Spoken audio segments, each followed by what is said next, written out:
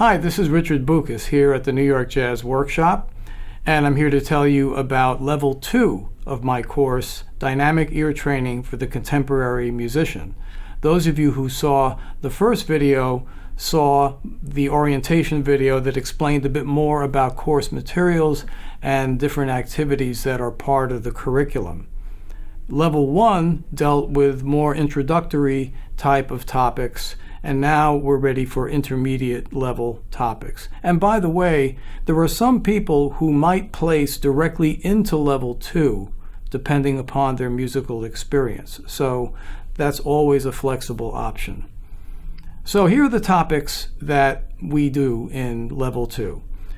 First of all, very big category, sevenths. And we do the 5 basic chord qualities, which are major seventh, dominant seventh, minor seventh, half diminished seventh, and full diminished seventh. And we do them both in arpeggio form, that is melodic form, and vertically in chordal form. And we do them for root position and all the inversions, first, second, and third inversions. And we deal with chord progressions and standards and basic jazz tunes just to see how sevenths operate in that environment. We also cover the modes of the melodic minor system. And these are very important for jazz playing because some of the more elaborate extensions like 9ths, 11ths, and 13ths utilize these melodic minor modes very extensively. Then we cover 2-5-1s and different kinds of progressions with the use of tritone substitutions, which of course is a very important part of jazz harmony. Now, in addition to those basic topics, there are other skills and activities that we engage in. Now, as far as sight singing goes, Level 1 dealt with mainly sight singing the audio file in unison. Well, now we're actually going to be sight singing real pieces. And what I usually pick is I'll usually pick a jazz tune that's less familiar. I'll pick maybe a piece of classical music like Bach, and more often I will pick a Brazilian choro, C-H-O-R-O. And the choro tradition in Brazil is an incredible one, topic for a whole other video. But what you'll find in these choros is that they are beautifully positioned right in the middle between jazz and classical music language, melodically, harmonically, and rhythmically. So what I'd like to do is I just want you to see one of Pixinguinha's great choros called Vou Vivendo, which means I'm going to keep on living. And this is of an intermediate level. And so I'm first going to sing the choro without accompaniment, and then I'll sing the same section with the chords. Ba ba ba da ba ba da ba ba ba ba da ba ba da ba ba ba ba da ba ba da bi da da di da bi da ba di da da da di da ba di ga da di da ba da ba bi da bu du du di bu ba da da bi ya ba ba da ba da bi da ba da ba da ba di da bi da da di da da da di ya ba da da da bo ba dum ga di da du di.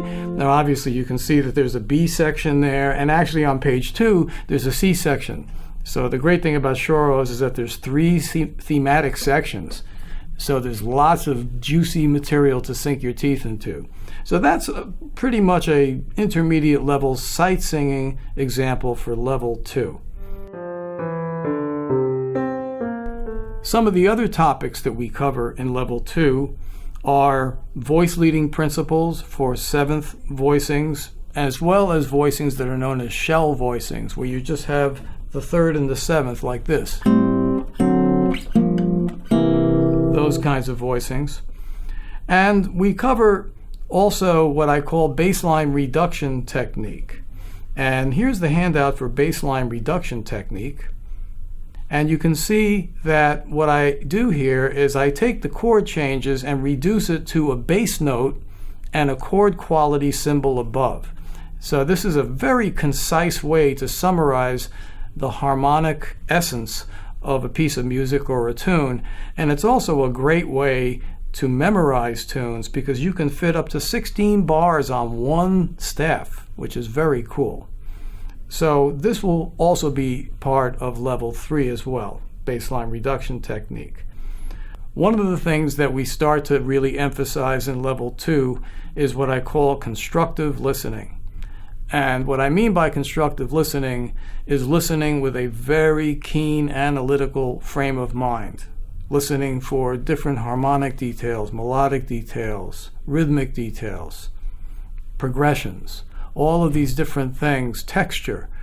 And we do this on a class basis, almost as if the whole class is one mind contributing to the understanding of the piece. And then I offer some of my own reflections on what I think is going on in the piece.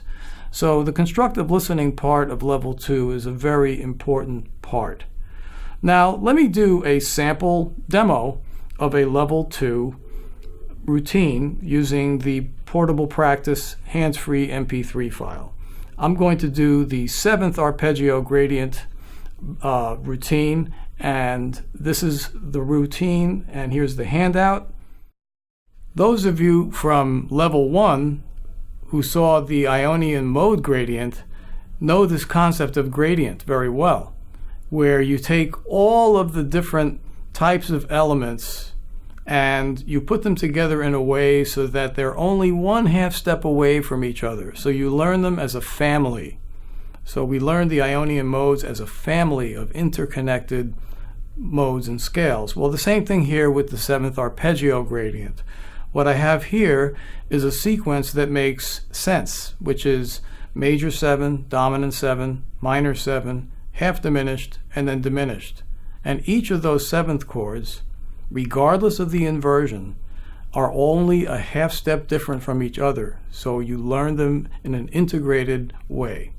So what I'm going to do is I'm going to play the audio file and sing along, and then when we come back we'll try it with the guitar. And again, you should also try it with a reference instrument, piano or guitar, just to have a little bit more ownership over these exercises. So here we go.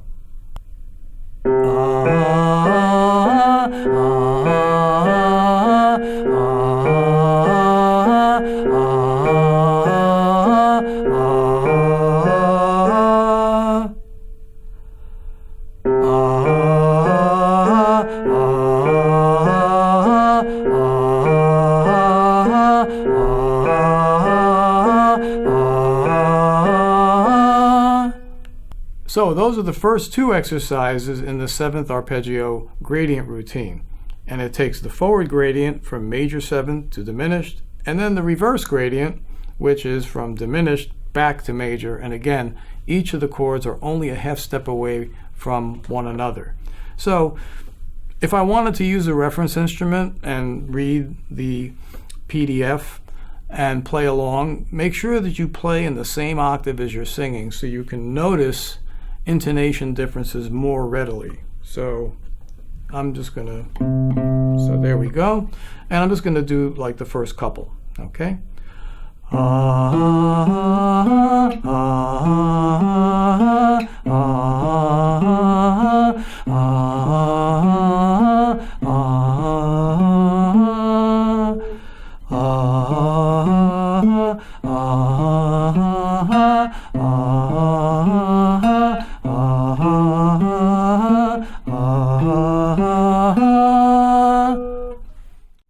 So I hope this gives you a good idea of the kind of materials that we have in the intermediate level 2 of the course Dynamic Ear Training for the Contemporary Musician. And by the way, some of you who have a fairly extensive musical experience, you might actually place directly into level 2 without taking level 1, and you can always get in touch with the workshop and make the best decision along with them. So, I would like to invite you to look at the Advanced Level 3 video and also the orientation video, which gives you a broader view of course materials and how they're delivered to the student. So in the meantime, if you have any questions about the course, you can email us at info@newyorkjazzworkshop.com, and you can also check out my faculty bio on the website. In the meantime, all the best in music, and take good care.